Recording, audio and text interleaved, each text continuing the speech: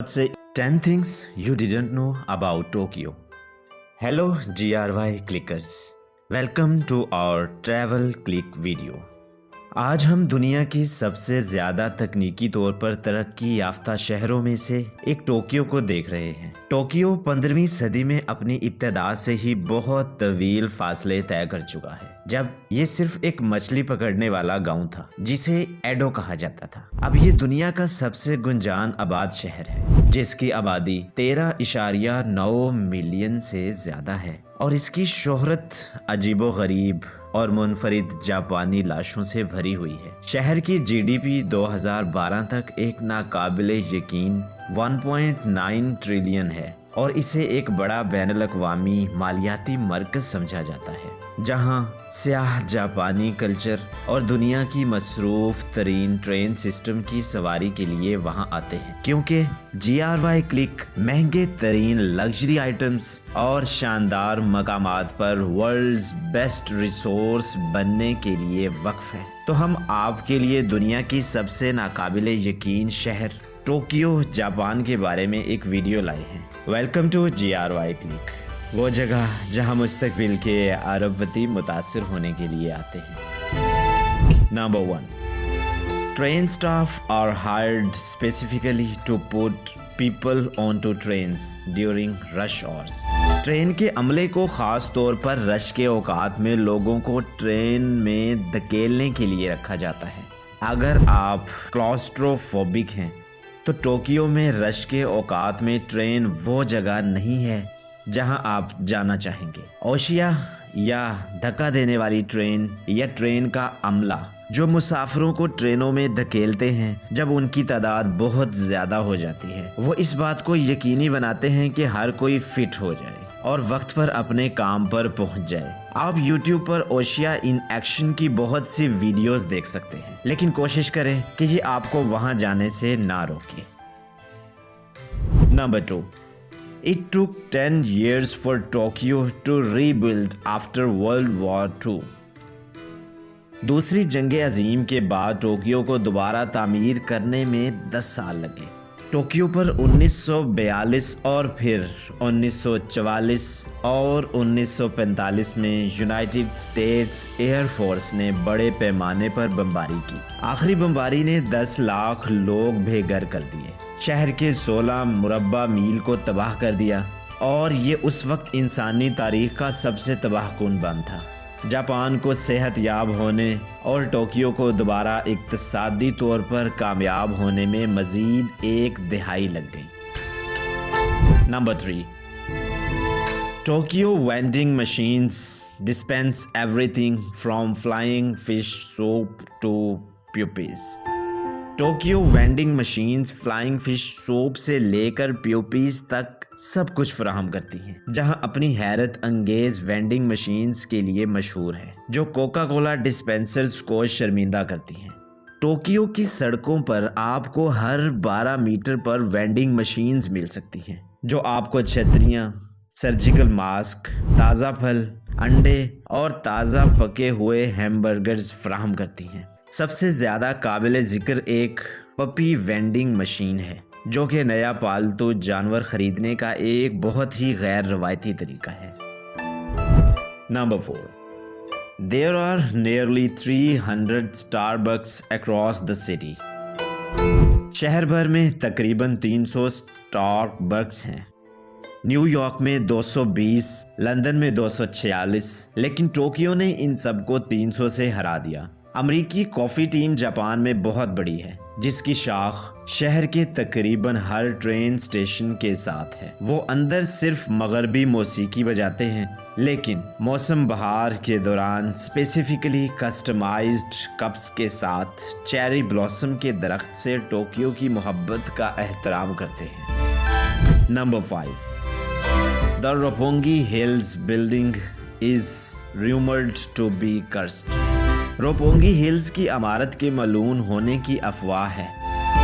अफसोसनाक के वाक़यात की सीरीज़ की वजह से रोपोंगी हिल्स की इमारत को मलऊन समझा जाता था। रोपोंगी हिल्स डेवलपमेंट में दफातर, अपार्टमेंट्स और दुकानें मौजूद हैं, لیکن قرضوں کے دیوالیاپن کے سکینڈلز اور ایک خاص طور پر گھومنے والے دروازے کے واقعے کی وجہ سے یہ افواہ ہے کہ یہ بلڈنگ ملعون ہے۔ یہ ڈیولپمنٹ 2003 میں کھولی گئی تھی اور کہا جاتا ہے کہ اسے ایک اجتماعی قبر پر بنایا گیا تھا۔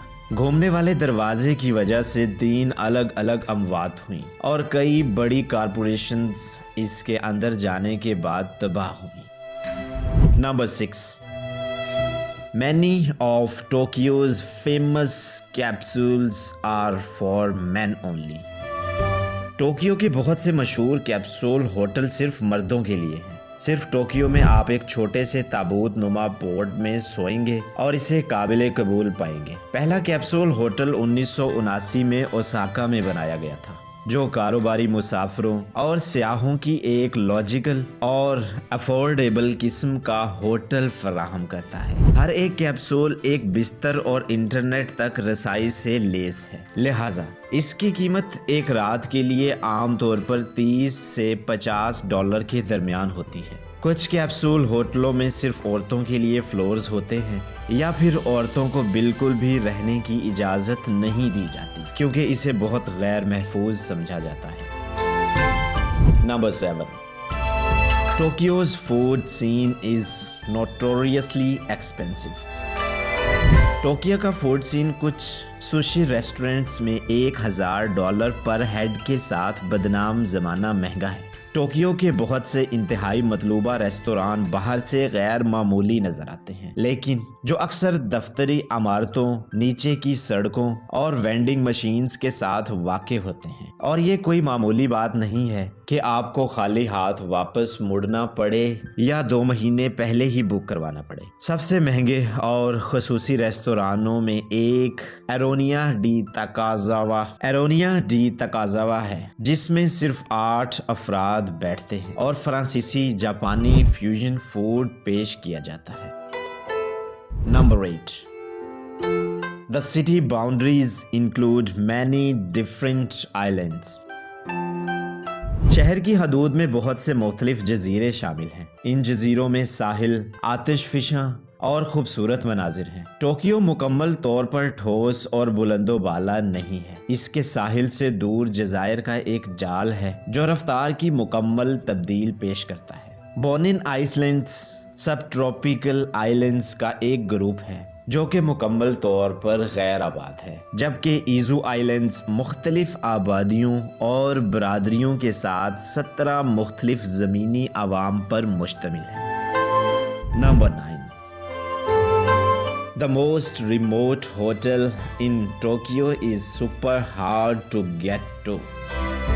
ٹوکیو کے سب سے دور دراز ہوٹل تک صرف 2 ٹرینوں، ایک بس، کیبل کار اور 15 منٹ کے پیدل سفر کے ذریعے پہنچا جا سکتا ہے۔ واقعی پوشیدہ جواہر کے لیے نینو یارو ہوٹل لیا اونسن کے علاوہ کوئی اور نہ دیکھیں، جو لیا ویلی کے آس پاس کے پہاڑوں پر گہرائی میں واقع ہے۔ یہاں قدرتی زمین کی تزئین چند انسانی مداخلت کے ساتھ اپنی اصلی جنگی حالت کو برقرار رکھتی ہے۔ اپنے آپ کو گہرے جنگلوں میں تلاش کریں۔ صرف پرندوں کے گانے اور درختوں سے چلنے والی ہوا سے گھرا ہوا وادی کا نظارہ بے مثال ہے۔ سفر ایک حقیقی کوشش ہے جو یہاں پہنچے پر قابل قدر ہو جاتی ہے۔ یہ مکمل طور پر امن اور تنہائی فراہم کرتا ہے، اور ایک آبشار جہاں مہمان بہتے ہوئے پانی کے نیچے غور و فکر کرنا سیکھ سکتے ہیں۔ Number 10، You can watch sumo wrestlers try to make babies cry at Sensoji۔ آپ دیکھ سکتے ہیں کہ سومو پہلوان سینسوجی مندر میں بچوں کو رلانے کی کوشش کرتے ہیں۔ روتے ہوئے بچے سومو پہلوانوں کے لیے خوش قسمت سمجھے جاتے ہیں کیونکہ ان کے رونے کی آواز نقصان دہ شیاطین اور روحوں کو روکتی ہے۔ یہ ایک طویل توہم پرستی ہے جس کی وجہ سے سومو پہلوان سٹیج پر جائیں گے اور اپنے بازوؤں میں موجود بچے کو رلانے کی کوشش کریں گے۔ کچھ پہلوان ایک خوفناک ماسک آزماتے ہیں اور دوسرے صرف ان پر چیختے ہیں۔ حیرت کی بات ہے کہ والدین اس سب کے ساتھ بالکل ٹھیک رہتے ہیں۔ ٹوکیو جیسا شہر کہیں نہیں ہے۔ دنیا کی سب سے دلچسپ اور منفرد شہروں میں سے ایک کوئی شک نہیں ہے کہ ہم میں سے 13.4 ملین پر ہر سال یہاں کا دورہ کرتے ہیں۔ جاپان کی دارالحکومت کی ایک بھرپور اور پیچیدہ تاریخ اتنی ہی تباہی سے بھری ہوئی ہے جتنی جدت سے۔ شکر ہے کہ اب یہ پرامن ہے اور اتنی ثقافت اور توجہ کا مرکز ہے کہ آنے والے سالوں تک یہ بہت سے لوگوں کی بکٹ لسٹ میں سر فہرست ہے۔ آخر تک ہمارے ساتھ رہنے کے لیے یہ رہا آپ کا bonus fact. The most expensive apartment in Tokyo sold for $12.7 million in 2015. Park Court, Akasaka, Hinokichu, پینتوز۔ ٹوکیو مڈ ٹاؤن میں شہر کے امیر ترین علاقوں میں سے ایک ہے اور اس کے چاروں طرف ایک شاندار روایتی جاپانی باغ ہے۔ پینٹ ہاؤس اس کے بہترین نظارے پیش کرتا ہے۔ یہ جوتوں اور 2 باتھ رومز کے لیے خاص طور پر ڈیزائن کیا گیا کمرہ ہے۔ یہ بہت زیادہ نہیں لگتا، لیکن ٹوکیو ریل اسٹیٹ میں ایک زیادہ باتھ روم کا ہونا بہت مشکل ہے کیونکہ یہ کافی لگژریس ہے۔ اگر آپ جاپان جا رہے ہیں تو کیا آپ پہاڑوں میں ایک شاندار دور دراز لاج میں رہیں گے یا کیا آپ سیدھا کیبل کار میں واپس تہذیب کی طرف جائیں گے اور شہر کی شاندار لگژری ہوٹلوں میں سے ایک بک کریں گے؟ ہمیں کمنٹس میں بتائیں۔ اگر آپ کو ہماری یہ ویڈیو اچھی لگے تو چینل کو سبسکرائب کرنا اور ویڈیو کو لائک کرنا نہ بھولیے۔